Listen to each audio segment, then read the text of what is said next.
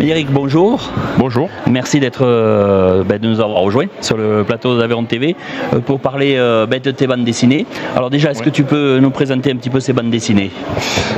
La bande dessinée que vous tenez dans les mains, ça s'appelle Sinrise. C'est une série de chasse aux vampires, chasse aux monstres même précisément, parce que c'est un univers qui est inspiré du cinéma d'horreur, du jeu vidéo d'horreur, qui mêle plusieurs mythologies. Il y a essentiellement du vampire, il y a aussi des loups-garous, il y a aussi des monstres un peu plus organiques, etc.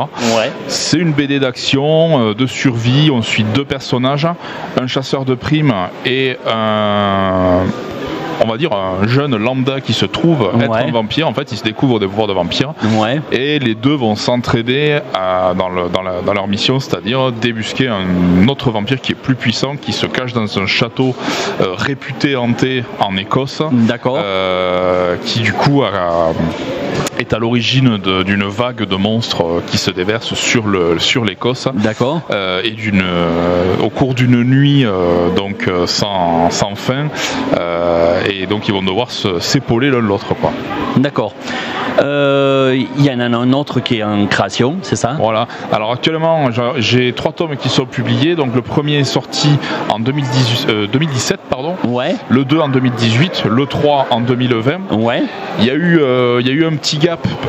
Entre temps, j'ai fait d'autres BD. J'ai fait de la BD du livre pour enfants. On a fait avec ma femme un petit livre pour enfants qui s'appelle Farfalle Normal. J'ai fait plusieurs épisodes d'une BD dans la revue L'Oreille qui voit, qui est une association figeacoise qui s'appelle du coup Road Rage, qui a été publiée aussi en intégrale. Et j'ai fait une BD qui s'appelle Purgatorio, qui est une histoire en un seul tome c'est une histoire de vengeance entre tueurs à gages au Mexique. Voilà. Et là actuellement je me suis remis depuis l'année dernière à bosser sur la suite, donc sur Sinrise tome 4. Et actuellement il y a un financement participatif sur le site Ulule. Donc si jamais pour participer et me permettre de lancer le financement, la publication de Sinrise 4 et aussi la republication des 3 premiers, parce qu'il va falloir que je relance les 3 premiers parce que je suis parti de mon ancien éditeur et du coup là je me lance en auto-édition.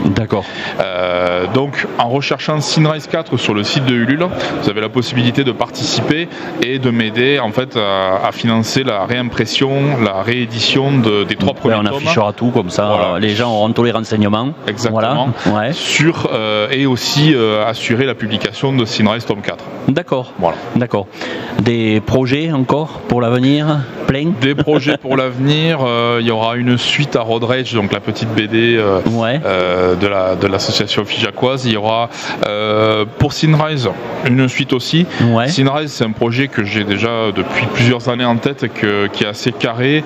Je dis bien je pense, parce que je pense pouvoir le terminer en 8 tomes ou 9 maximum.